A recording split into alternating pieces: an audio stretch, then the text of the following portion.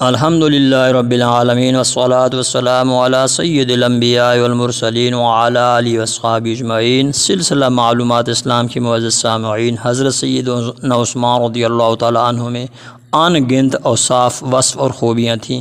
ان میں سے 25 خوبیاں آپ کے سامنے ہم عرض کرتے ہیں۔ آپ لکھائی بھی جانتے تھے، پڑھائی بھی جانتے تھے۔ اس وقت یہ فن چند لوگوں کو معلوم تھا۔ آپ کاتب وحی تھے اور کاتب خطوط نبوی بھی تھے۔ آپ کی تقریر بڑی مؤثر ہوتی، لیکن آپ فرماتے کہ تقریر کم کیا کرو، عمل زیادہ کیا کرو۔ آپ قرآن مجید کے حافظ تھے، ہر وقت تلاوت کرتے تھے، حتیٰ کہ جب شہادت ہوئی تب بھی تلاوت کر رہے تھے۔ آپ احادیث مبارکہ بہت کم روایت کرتے، اس کی وجہ احتیاط تھی۔ 146 احادیث آپ سے مروی ہیں۔ نئے مسائل کو قرآن اور سنت کی روشنی میں حل کرنا اجتہاد کہلاتا ہے۔ حل کرنے والے کو مجتہد کہتے ہیں۔ حضرت عثمان بہترین مجتہد تھے۔ علم الفرائض، جیسے علم الوراثت بھی کہا جاتا ہے، مشکل علم ہے، اس میں ریاضی کی ضرورت پڑتی ہے۔ آپ اس فن میں بہت ماہر تھے۔ خوف خدا میں آپ کی آنکھیں نم رہتی تھیں۔ محبت رسول اور اتباع رسول میں بہت بلند مقام پر فائز تھے، اور حیا میں آپ کا کوئی ثانی نہ تھا۔ زہد اور سادگی اور دنیا سے بے نیازی، اس میں آپ بہت اعلیٰ مقام پر فائز تھے۔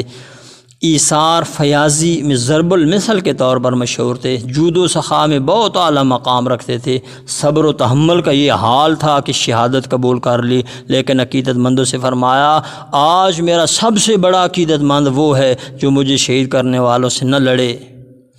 وجہ اس کی یہ تھی کہ لڑائی میں مدینہ شریف کی بے ادبی لازم آتی اور وہاں خون خرابہ ہوتا۔ اعزاء اور اقارب اور دوستوں کی معاونت فرماتے تھے۔ صفائی کے بہت پابند تھے۔ نفیس مزاج تھے، ہر روز غسل فرمایا کرتے تھے۔ سادی غذا کھاتے، اور وہ بھی اکیلے نہیں بلکہ اعزاء اقارب اور دوستوں کے ساتھ مل کر کھانے کی عادت تھی۔ ہر سال حج کیا کرتے تھے۔ کئی دفعہ ایک رکعت میں قرآن مجید ختم فرمایا۔ دوسرے یا تیسرے دن روزہ رکھنے کا پکا معمول تھا۔ قرض دیتے اور معاف کر دیتے، واپس نہ لیتے تھے۔ غلام آزاد کرتے، کنویں خرید کر مسلمانوں کے لیے وقف کر دیا کرتے تھے۔ اپنے کام خود کرتے، غلاموں کو تکلیف نہ دیتے۔ ہر جمعۃ المبارک کو غلام آزاد کرنا آپ کی پکی روٹین تھی، اور کئی دفعہ جہاد کے موقع پر آپ نے سامان جہاد مسلمان فوج کو دیا۔ ایک موقع پر تو آپ کی دی ہوئی اشرفیہ نبی پاک صلی اللہ تعالیٰ علیہ وسلم ہاتھ میں پکڑ کر اچھالتے اور فرماتے کہ آج کے بعد عثمان جو عمل کرے، ایسے کوئی عمل بھی نقصان نہیں دے سکتا۔